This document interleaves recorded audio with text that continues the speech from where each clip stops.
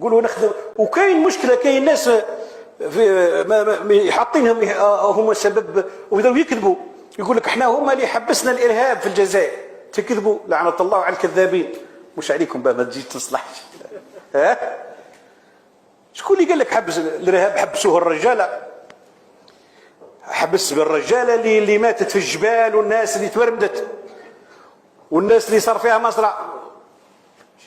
نعم، ما كان لا جمع لا والو. خليني نكمل. ان لعن المؤمن كقتله، يعني اذا قلت للمؤمن لعنك الله فكأنما قتلته، لأن اللعن هو الطرد والإبعاد عن رحمة الله. واعلم أن لعن المؤمن من كبائر الذنوب، وأنه لا يحل، وأن من لعن مؤمنا فإن اللعنة تذهب إلى الملعون، إن كان أهلا لها فقد استحقها، وإن لم يكن أهلا لها رجعت إلى قائلها والعياذ بالله، فصار هو الملعون المطرود عن رحمة الله.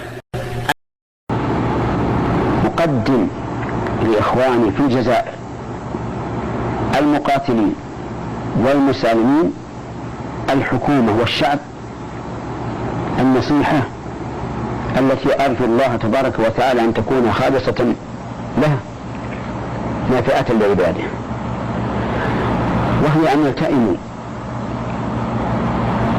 وأن يعتصموا بالله بحبل الله جميعا، وأن يعتصموا بحبل الله جميعا ولا يتفرقوا، وأن يضعوا السيف، أن يلقوه، ويؤوبوا إلى التفاهم والتناصح.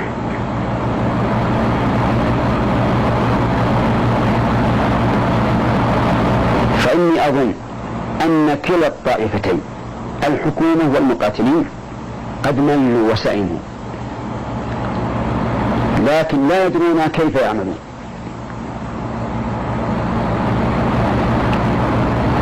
ولقد بلغني أخيرا، ولا أدري هل هو واقع أو لا، أن الحكومة طلبت من المقاتلين وضع السلاح، وأن من وضع سلاحه وآب إلى حظيرة الأمة فإنه لا شيء عليه. هكذا سمعتم؟ صحيح. نعم، هكذا سمعتم؟ نعم. إذا كان هذا الواقع فلن يبقى لأحد عذر. فأقول لإخواني المقاتلين في الشعاب والمغارات وقمم الجبال، هاتوا أقبلوا، هلموا إلى السلم، فالسلم خير. ثم بعد أن تستتب الأمور وتضمد الجراح يكون التفاهم،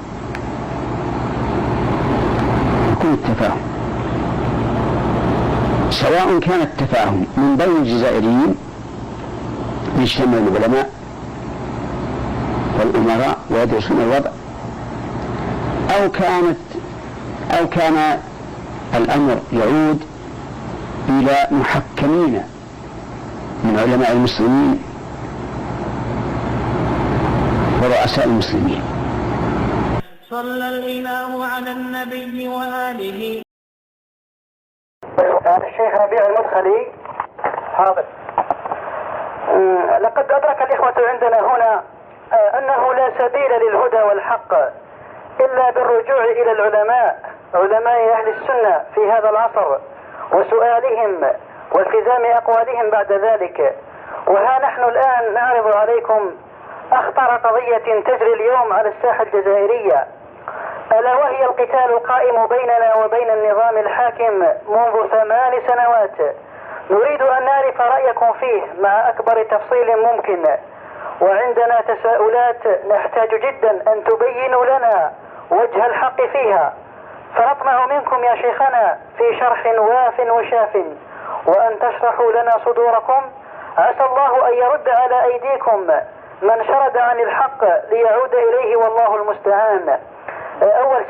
أول سؤال، ما رأيكم في هذا القتال القائم في الجزائر وعلى أي أساس تبنون قولكم وموقفكم يا شيخنا، علما بأننا ننتهج المنهج السلفي ونرفع راية أهل السنة والجماعة ونبرأ إلى الله من الهجرة والتكفير الذين يرتكبون المجازر والمذابح، ونبرأ إلى الله من الحزبيين الذين يدندنون حول الانتخابات والتحزب وغير ذلك.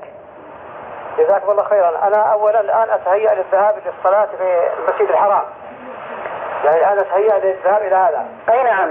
أذكركم بما قد سمعتموه من فتاوى علماء أئمة السنة في هذا الأمر مثل الألباني والشيخ بن باز وابن عثيمين، فهل سمعتم وقرأتم فتاواهم؟ أي نعم بلغتنا، ولكن حال دون الانتفاع بها بعض الشبه التي نحتاج إلى جوابها منكم يا شيخنا.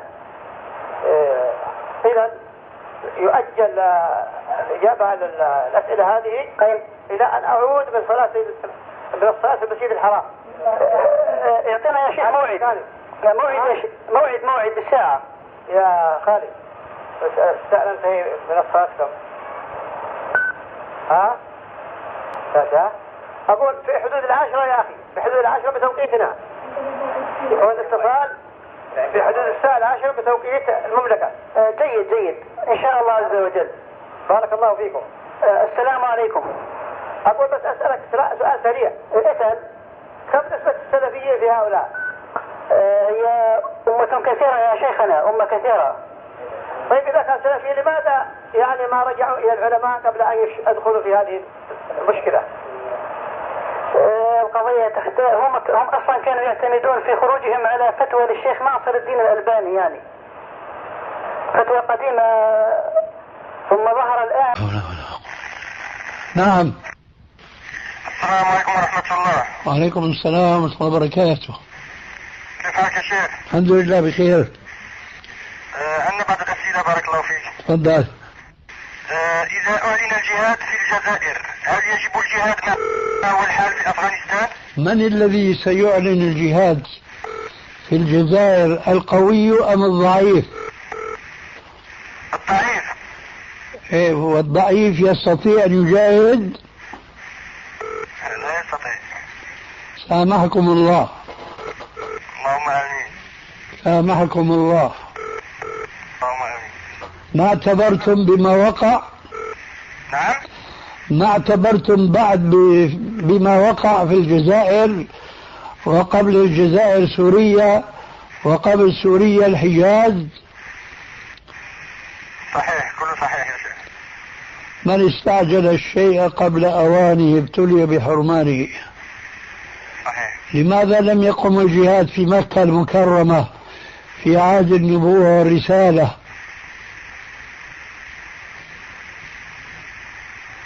طيب. هذا ما عندنا يا شيخ. جزاك الله خير. بارك الله فيك. وفيك بارك.